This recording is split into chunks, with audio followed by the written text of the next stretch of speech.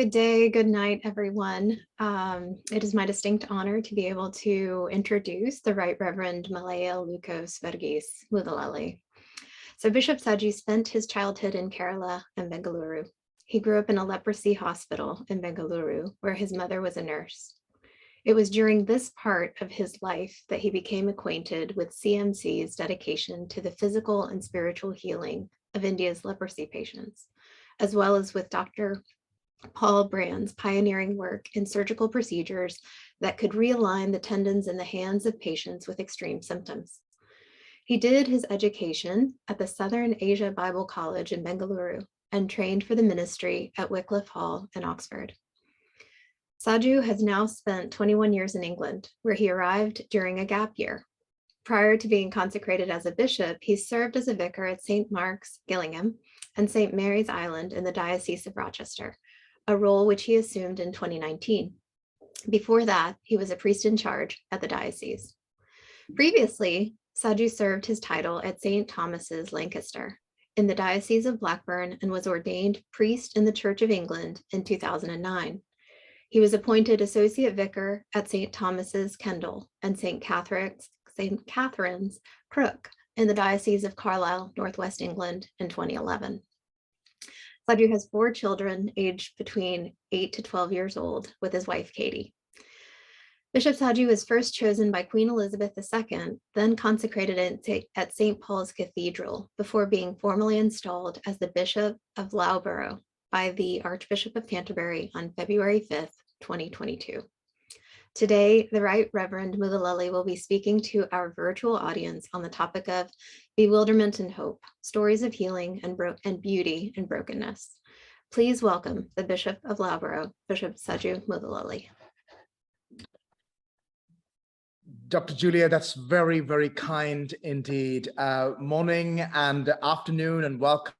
Wherever you are, it is an utter honor to be able to offer this lecture. So I just thought I'll probably explain where we're going in the next 29 minutes or so. What I thought I'll do is to weave 7 stories, and it's been so difficult to nail down 7. I could have told you 20 stories, but that has to happen on another occasion. So we'll stick to just 7. I'm going to take you around the world because I want to take you to Honduras to start with, and I'll take you then to Egypt as I weave through the stories of the people of God in ancient Egypt. And then I want to take you to Japan and my favorite country in the world, India. And of course, we'll come back to Israel, but the land of the birth of Jesus Christ. What is it that I'm trying to achieve in weaving these 7 stories? Right at the heart of what I'm trying to say is, from a Christian vantage point of view, the heart of the story, the heart of the good news, the gospel, if you like, is this: Christ has died, Christ is risen, and Christ will come again. That is the heart of what the world is all about. So the question of the theodicy, the pain, the reality of the absence and the silence of God, it finds its fulfillment and expression in who Jesus is, his life, his embrace, his teaching. And today, as we focus on his death, his burial, his resurrection, and indeed his coming again in glory. So here we have the first of the story. This takes us to Central America, to the place called Honduras. In 1990, the people of Honduras in Central America, they built the Choluteca Bridge, which you might be able to see on the screen in a moment.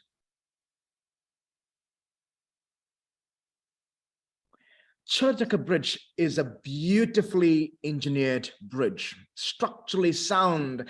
It was designed to withstand the worst the hurricanes can throw at it. In 1998, some of you will remember the Hurricane Mitch. 75 inches of rain fell in less than 4 days in what was one of the worst disasters in Central America. 11,000 people died in Central America and 7,000 in Honduras alone. Hundreds of bridges across Honduras were destroyed, but not the Choluteca Bridge. The bridge stood firm. The bridge was near perfect condition. You could not question the integrity of the bridge, but there was one big problem.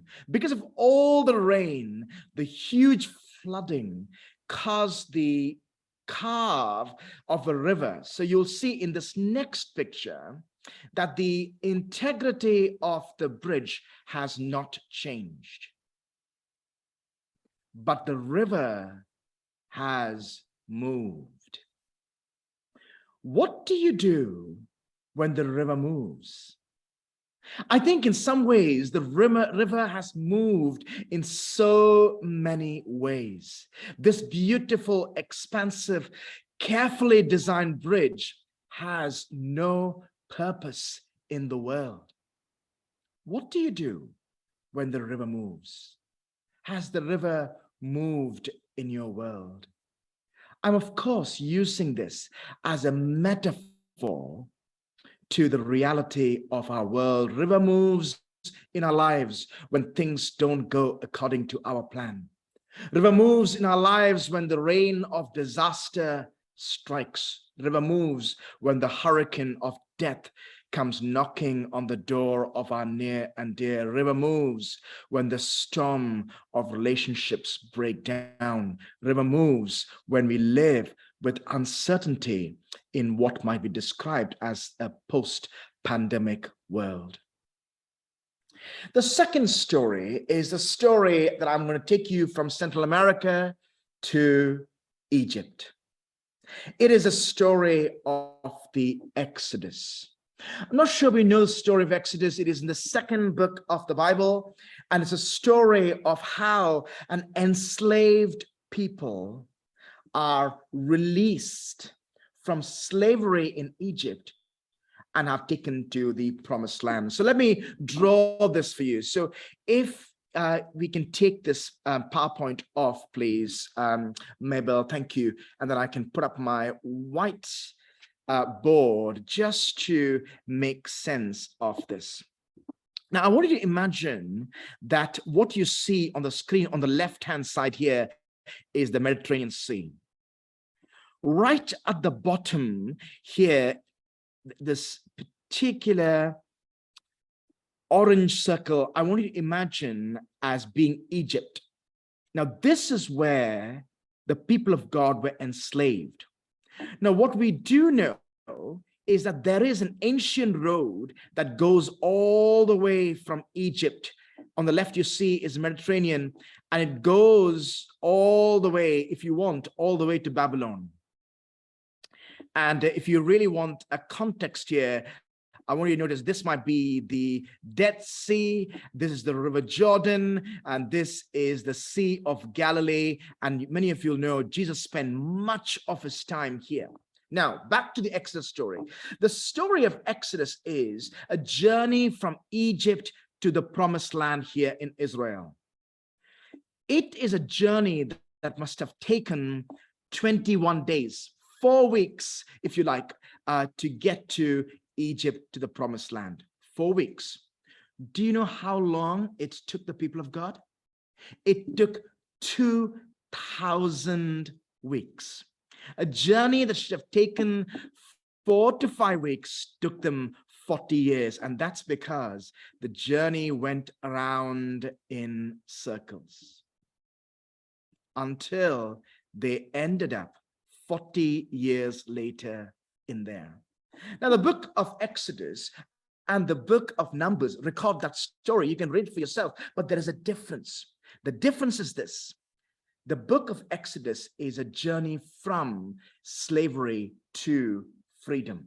The book of Numbers is a journey of responsibility, of accepting and taking responsibility. And we see this in the life of Moses. Moses is suicidal in the book of Numbers. In the book of Exodus, he is a strong leader. What's going on? What's going on is what the Hebrew people call the book of Numbers. They call it bewilderment. And therefore, my second story is a story of bewilderment. What do we do with the bewilderments we find ourselves in? I want to now take you to a third story. The third story takes you to my own story. I was born in Kerala. I grew up in the city of Bengaluru, as Dr. Julia has called. I have very, very fond memories. My mother was a nurse in a leprosy hospital just 2 kilometers from Bengaluru railway station. And as a child growing up in a leprosy hospital, I had the privilege of witnessing my mother, who served among what might be described as some of the most ostracized people in the world. Now, I don't want to get deeply into medical realities of leprosy, because you will know for yourself, I suppose, the reality of leprosy if you are a medical professional here. But the reality is, it was tough. I have known people share with me. If you can share the next slide, please, Mabel, that'd be fantastic. That picture that you see on the top of the right-hand corner is the home. That veranda is the veranda I grew up on, my early years, my fondest memories. And on the bottom is the front of the Bengaluru Leprosy Hospital. Now, that was home. Now, what I do know, as I witnessed my mother serving among leprosy patients, is that sense of abandonment. They often say it is not just the fact that they are placed in a compound, it is the fact that relationship has broken down. It is that sense of abandonment. So it is not, in some ways, it is a physical breakdown, but what is harsh, what is hell, is the reality of being abandoned in terms of relationships. And yet, it is this place I first questioned the reality of the purpose of pain and suffering and abandonment and the absence of belonging in our world. What is the purpose of God? What is the purpose of the sense of pain that people have experienced, and indeed people still experience even to the day? I want to take you to the next story, because in some ways, this story and this question of pain and suffering is not new. It is a story of exploration and questioning right through human history. And of course, many of you will know the reality of the Holocaust. The reality of the Holocaust is the fact that the Nazis took Jewish people and others, and they were placed in concentration camps. And of course, this particular book that I'm referring to is called The Night. Elie Wiesel talks about his painful experiences of being in the concentration camp, watching the tragedy, watching the mess that Nazis committed in the lives of Jewish people. And he explains this particular story in chapter in one of the chapters, and effectively he is referring to witnessing the killing of young men. And there's this particular occasion when he saw the witnessing the killing of 2 young men and 1 young boy, as the boy hanging there dying. Wiesel is bewildered. He is hearing someone around him saying, "Where is God? Where is God in the face of the suffering?" And Wiesel says, "I heard myself thinking, where is God? God is right there hanging on the gallows." And I quote Wiesel, "Behind me, I heard the same question. For God's sake, where is God?" And from within me, I heard an answer. Where is he?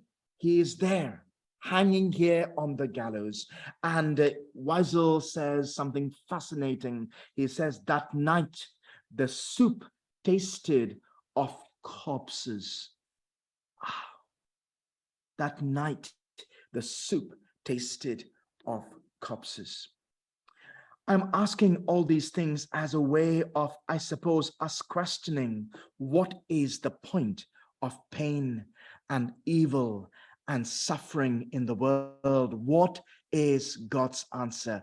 Is there a purpose? Perhaps we need to look at the nature. The next story that I'm taking you to takes you to the United States of America. This story is, if we can find the video, please, Mabel, let me talk through this particular story. This particular story is all about this photographer called Rich Reed. In March 2013, he joined the firefighters as they conducted a controlled burn of Georgia's Moody Forest. He left the cameras rolling for nearly 2 months to capture the stunning regrowth of the longleaf pine habitat. Watch how the forests respond over the next 2 months. It's about a minute long, I think. Go.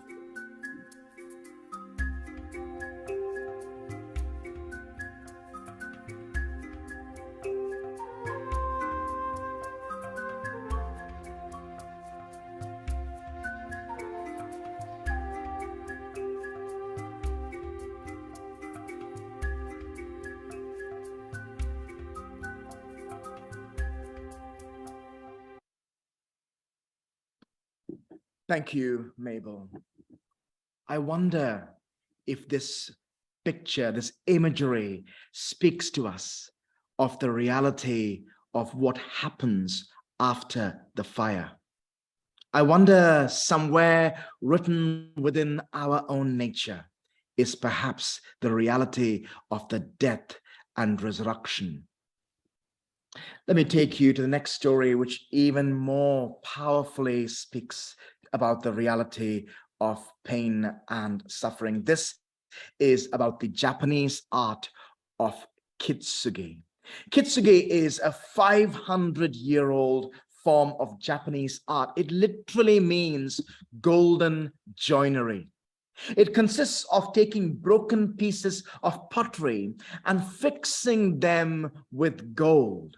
The idea is to take things that are broken and worthless and turn them into work of art of great beauty and worth.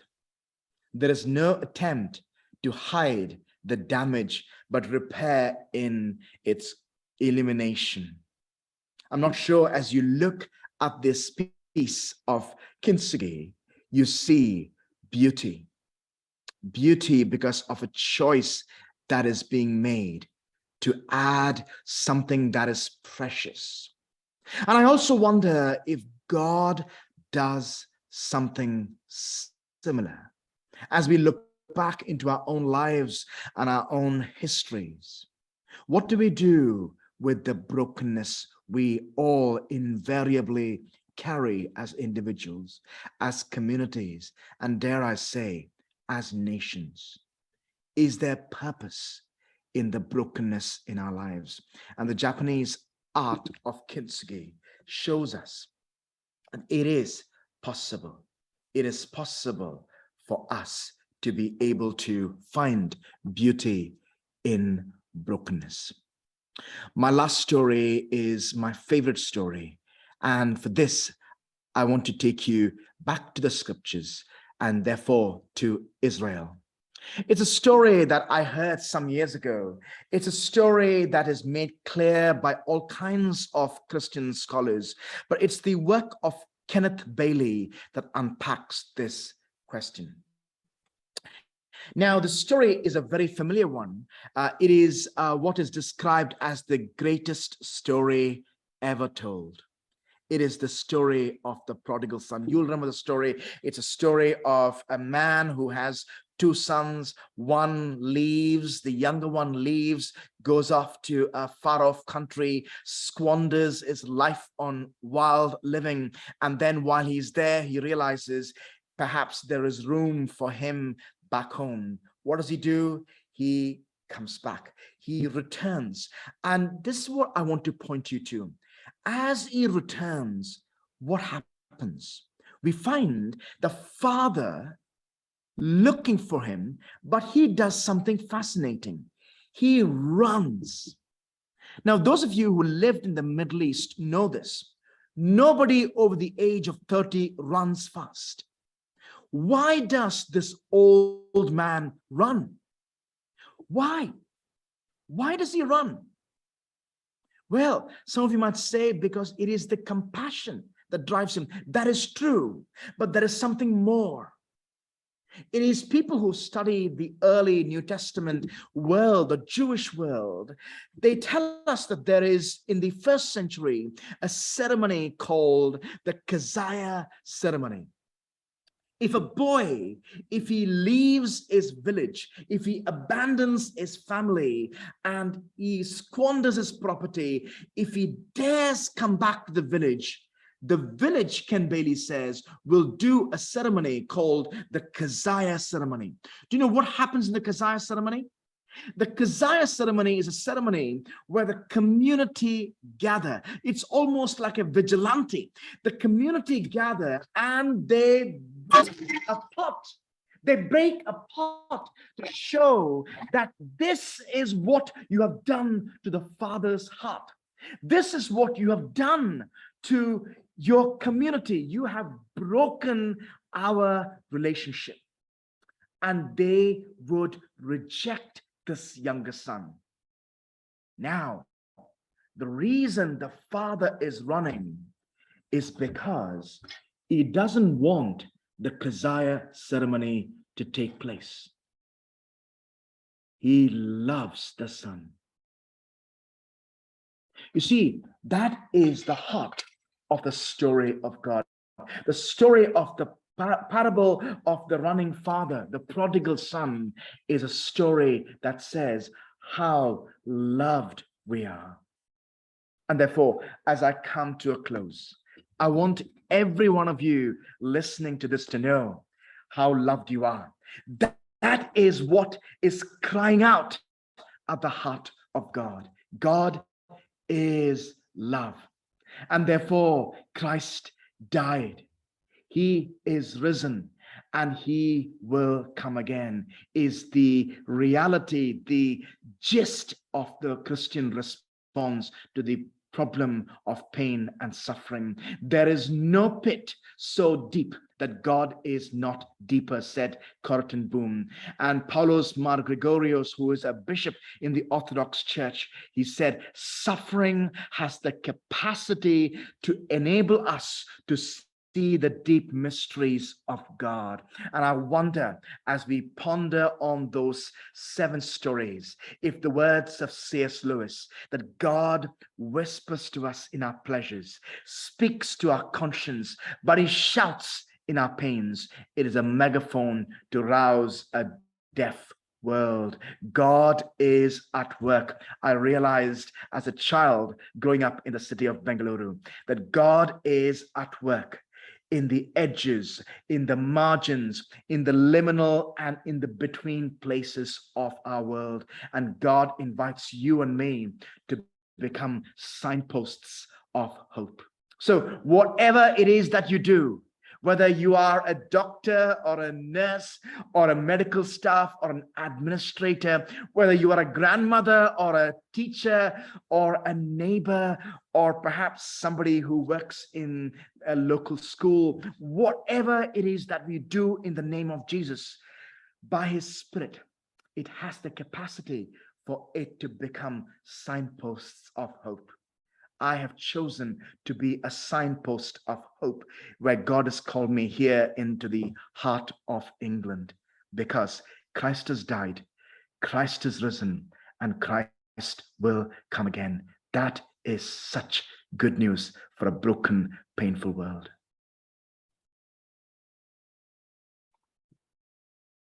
Back to you, Julia. Thank you, Bishop Saju. I invite any participants to enter your questions into the Q&A box, and we will be delighted to be able to ask Bishop Saju on your behalf. So to get started, you covered a ton of territory globally and also at a soul level. So I'm going to ask you a couple questions about your own spiritual development and your own calling, if that's okay. Okay. Sure. Great. So you spoke about and even showed pictures about your early childhood and your teenage years, both in physical proximity to this leprosy hospital, but then also in emotional and social proximity with your mother as a nurse. So it's a two-part question. So did this experience help shape your ability, this vision that you have to be able to see beauty and brokenness? That's the first part. And then obviously we all want help and advice. So is there advice that you'd offer to those of us in healthcare or administration or theological pursuits about how best to address this need for spiritual healing alongside some of the care that we're delivering?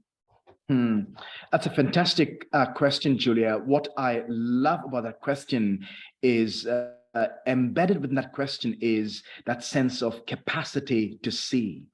And I think I'm realizing one of the things that my mother implicitly taught me is to see, to just see. And I think as grandparents and as parents, one of the things we are teaching children is to see, to make those choices. And so I love that question. Well, would I offer advice? Well, yes. First thing is to say, to see people as the image of God. And that sense of the Hebrew scriptures talk about loving God, and I think Bishop Siddha referred to it.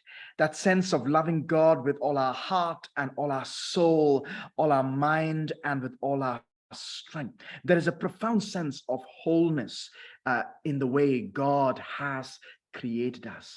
And so it is the capacity to see the whole person. It is the capacity to see the image of God in people. And that is in the other, someone who looks very different from us, someone who is suffering. They carry an image of God. And therefore, I would say each one of us need to cultivate a habit of seeing people with all their riches in terms of the image of God as a whole person. And I suppose at the heart of it is seeing people the way God sees it. And it's a simple prayer for me, Julia. Go, God, in this context, how do you see this community? I'm in Leicester, which is in the heart of England. We have had some real turmoils. If there's a cricket match between India and Pakistan, you feel the tremor here in Leicester. And as I have been kind of spending lots of time with new friends here, one of the things I've been praying is, Lord, give me the capacity to see this context, not just as problems, but actually in the way you see it. And that means tuning in to the image of God in every person. I'm going to take that a little bit further. You represent a lot of historical theological training in your parents, as we had in the pre-conversation, but then also your own spiritual growth. So in the United States, we oftentimes talk about spiritual blindness when it comes to being able to see people as God created them. And it's just as you mentioned in England, a major limitation. Are there one or two spiritual tools that you've, in addition to that prayer, that you found really helpful? I'm asking partly because I have my own, and I think each brain functions very differently. Are there any particular tools that have helped you be aware of blind spots and how to pray more effectively or seek wise counsel? Yeah, sure. I think you're spot on.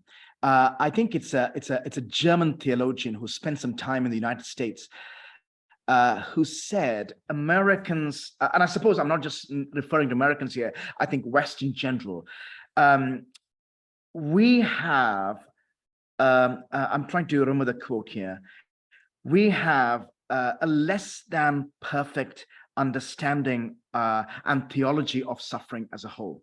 and what is it that enables us to really see. So I would suggest 2 or 3 things, if I may. The first is I learned this on my sabbatical.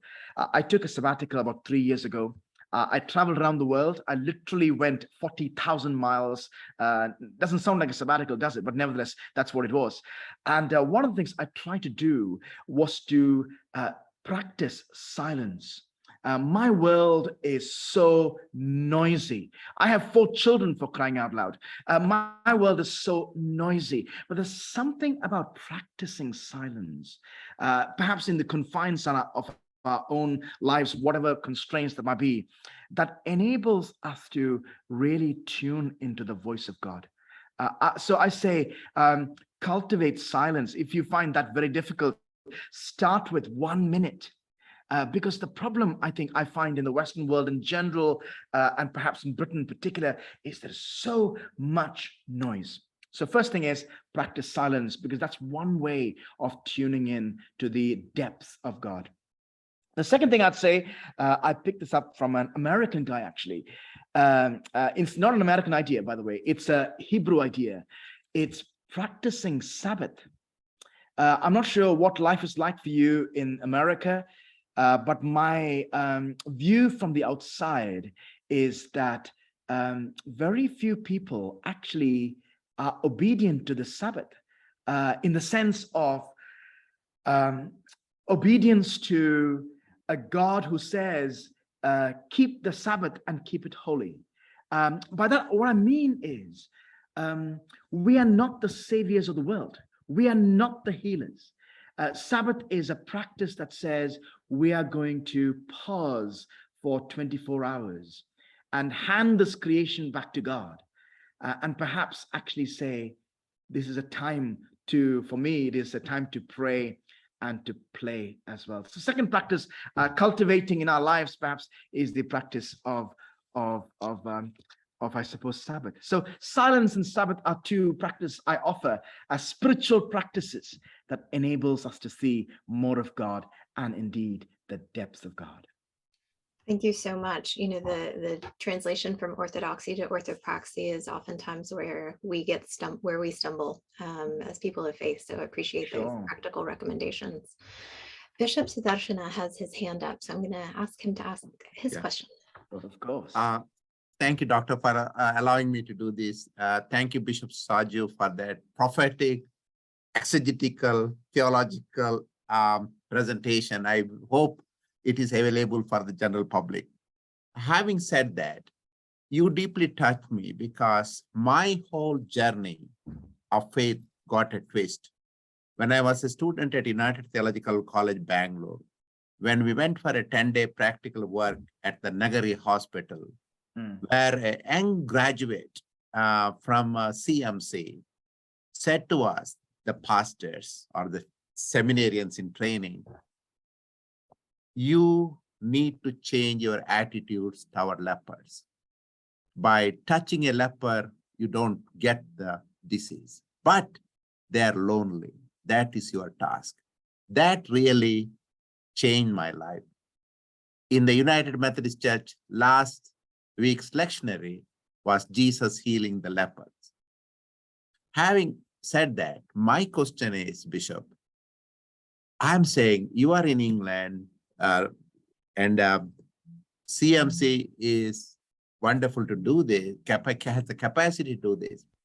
How do we recruit youngsters, 18-year, 19-year-old, good Christian youth and young adults, and bring them to places like Nagari, where the doctors can teach us what the impact of it, how can we build this partnership between the medical team and the theological team? Do I make sense? It makes sense. I'm not entirely sure I have an answer to your question, apart from a couple of comments, really. I have observed, Bishop Sudha, that young people carry a hunger to make a difference. They ask the question of purpose. Sometimes in our churches, we diminish that, we tune down that, but that is not what is beneath the surface. So here in Leicestershire, I lead 97 schools. We have 24,000 children and young people in our schools in Leicestershire. And I was in one last week in Brockington. There were a bunch of teenagers, on the surface, they behave like teenagers, but you take away the layer, just a layer, and you realize, my goodness, these are hungry, passionate, young people who want to make a difference in the world. And I have to say, sometimes we, the church, and church leaders like me, we actually are sometimes the Me barriers. too. Oh yes, we sometimes are the barriers, and I think sometimes it is in some ways. I think back to Julia's question, it is enabling them to see the way God sees things. That's the first thing I want to say. The second thing I want to say is, you made a reference to doing things with. And for me, Bishop Siddharth, that is so important. We are always doing things for people. I'm here in Leicestershire involved in social action, and that is very important to me. We are involved in lots of food banks. There is food poverty where we live. We're involved in that. We're involved in bringing communities together. We do something called intercultural worshiping communities, and there are all kinds of needs. But one of the big learnings for us is, it's not just doing things for people, it is doing things with the people. The theological underpinnings for that is this: God is with us. That is what Emmanuel is. When Jesus came into the world, he revealed himself to us as God with us. And so that to me is an undergirding factor. So in terms of bringing the medical world and the theological world, I suggest a starting point is doing things together. And somehow there is a sense of a cultivation of a beautiful imagination as a result of actually bringing those two very significant life forces together. I'm not sure if I answered your question, no. But my sense is, I suppose, that sense of doing things with people actually makes a huge difference. That's what my mom did to me. My mom sometimes took me on the hospital rounds. And I used to wonder, why are you waking me up at 6 o'clock in the morning and taking me out for hospital rounds? Why are you praying in the morning? She used to pray. She used to keep me on my lap, and she used to pray. And even now, those prayers are so meaningful to me.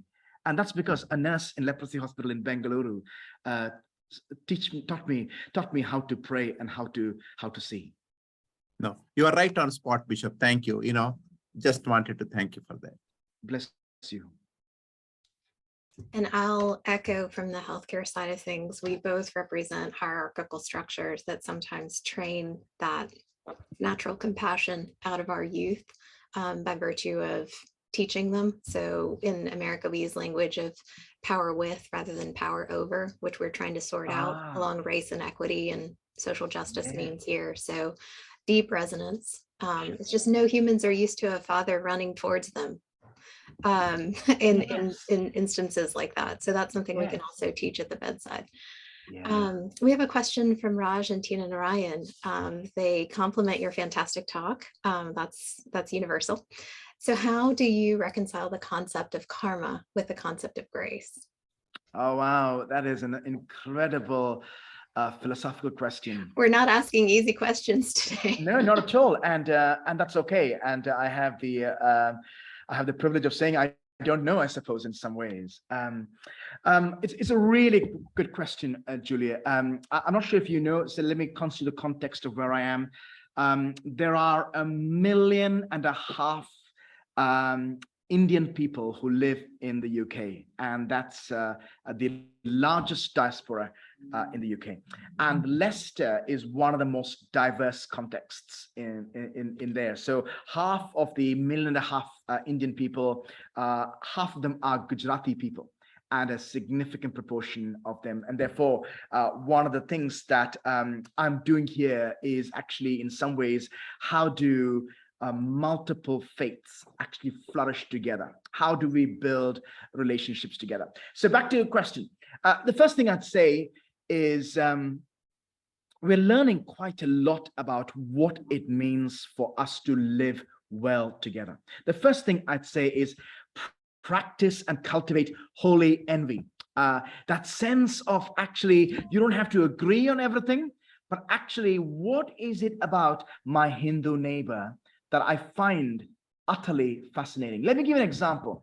My mother and my father, they live in Kerala on the west coast of India. Do you know, their neighbor is a Hindu family.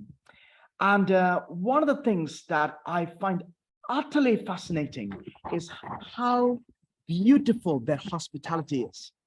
Utterly beautiful. I live 5,000 miles away, and it is the Hindu neighbors that practice hospitality with my elderly parents. You know what? I am cultivating a holy envy. Now, we shouldn't be surprised by the fact that actually the reality of karma and the reality of grace are completely different. I think grace is, I think in some ways I was describing grace in describing a father who runs and protects, and that sense of unconditional love of God that there is in Christ Jesus. And I don't think anybody is asking us, if you're a follower of Christ listening to this, asking us to remain faithless or unfaithful to our understanding of who God is, a God who loves us unconditionally, a God who gave us life on the cross. And there's nothing we can do to love God more or for him to love us any less. So I love the idea of grace. I remember Philip Yancey talking about this in this particular book called What's So Amazing About Grace. Beautiful. In terms of karma itself, I think it's a cycle of life, I suppose. And I suppose there is an element of actually listening to the reality of what the doctrine of karma is. But I don't think they are matching of each other. But I do think there is a possibility of us being able to do some deep listening in an understanding of actually what got us to where we are. Along the way, remaining faithful to our convictions and indeed our scriptures as it has revealed itself. So this posture of humility and listening to your neighbors is what you would suggest in terms of reconciliation. Is that right? That's a good starting point, it seems to me. Yeah. Because I think so much of apologetics, I think, has become about finding the fault, and that is not a good posture in the contemporary world. It is not about that. It is the work of the Holy Spirit. It is the work of God to get through. So that's a good starting point, it seems to me. Okay, a question just popped in from Dr. Alfred. More gratitude for your presence today. So what hope exists for people who are marginalized and oppressed by the caste system and expelled by community as minorities who are not any lesser than leprosy patients? What kind of hope as a Christian leader do you see that we can provide? Outside, I think the person of God, in the person of the Holy Spirit, by what Jesus offers, I see little hope, actually, Julia. I see little hope, actually, in terms of you referred earlier to ethnicities and in the ways in which people are minoritized and treated ill. This is our global story.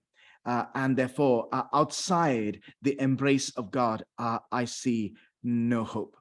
However, if we are to take the good news, a God who has all nations and all people right at the heart of his salvific plan, caste system is a sin that is contrary to the will of God.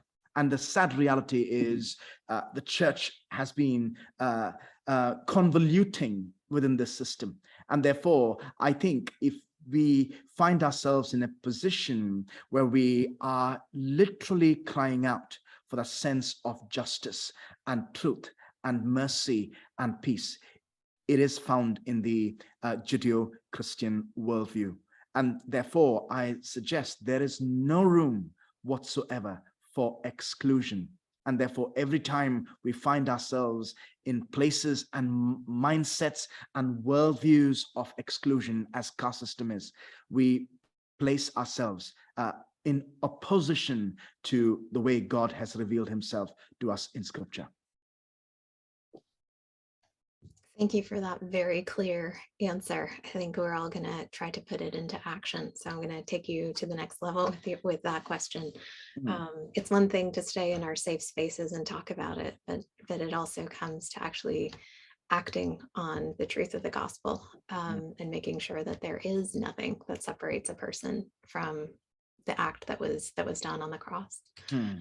So you've expressed a desire to create a hospitable and loving space in which people can grow in faith, hope, love, your final point, and justice, particularly for the marginalized, for those at the edges, for those that are most prone to get forgotten. What are some ways that the universal church can actively seek to meet these needs? So we're going to get to the practical again. You're talking to some healthcare folks who are nothing if not practical. Of course, yeah. Well, listen, I'm going to go very practical here, Julia. So I'm going to use an acronym for the time being, and I'll be very quick. Okay, the acronym is BELLS, BELLS. It makes a noise. So I'm going to say, listen, there are 5 things every one of you tuning into this can do to actually make a difference in the world, in our homes, in our neighborhood, in our workplaces. Okay, the first B, first acronym for BELLS is B. It's blessing.